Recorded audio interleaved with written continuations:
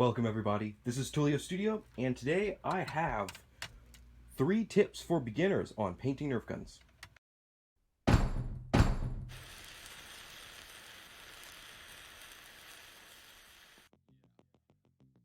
So, tip number 1, get the right gun.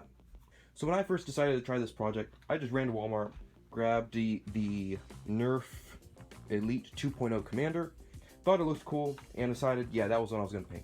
So, grabbed it, bought it, brought it home, tried to open it up, and, well, I'm sure you guys can see, it was very hard. In fact, it was, I would say, nearly impossible. I never actually finished opening it up. I nearly broke my fingers doing it. So, that didn't work. So then I went, did some research, and found out that, apparently the Elite 2.0 series of Nerf guns, apparently it sucks. Apparently. So, I wouldn't recommend the Elite. Definitely do your research into the gun you're going to use before you buy it, so you don't end up like me.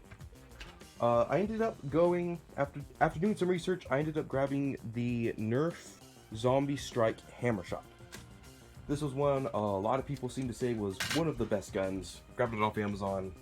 Yeah, definitely, I would say I could definitely feel the difference in quality between the two guns.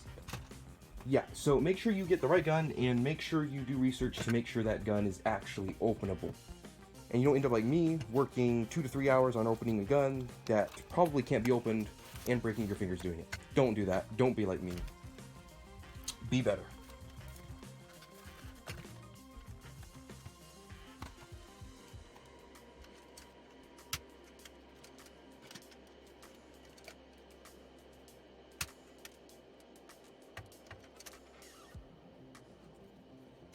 Tip number 2, not too much paint. So this was the second issue I ran into. Got the gun, took it apart, sanded it down, then got to painting. And I think in some areas I applied a bit too much spray paint. A bit too much.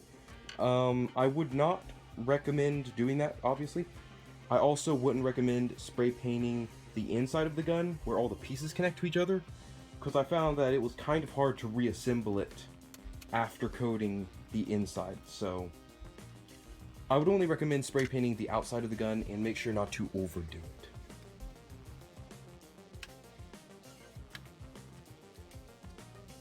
Tip number 3. If this is the first Nerf gun you are repainting, whatever, try to get one that doesn't have too much detail. Now, before I ordered the Zombie Strike, it was between that one and another one. I can't remember the name, but I'll put an image here so you can see it. The reason I decided to go with the Zombie Strike was because I saw more detail, and I was like, yeah, I can add more wear and tear looks. It'd be cool. And it was. But because it had so much more detail, I didn't think of the fact that I would have to be doing a lot more sanding on it.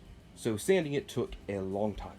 Along with the repainting took also another while, because I had to get into little cracks and crevices when painting the details. So I would try to go with a gun that doesn't have too much detail, probably like the one I'm showing you right now.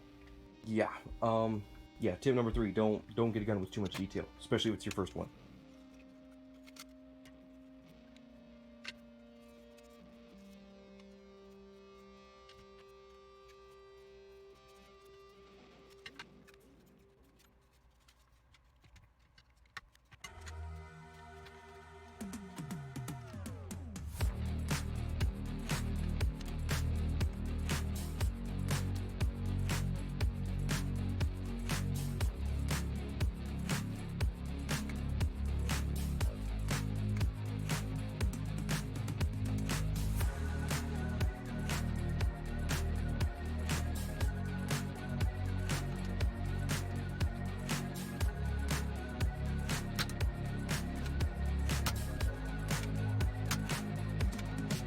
So I think that about ends it for this video. I hope this video was entertaining, if not helpful, and I will see you all in the next one.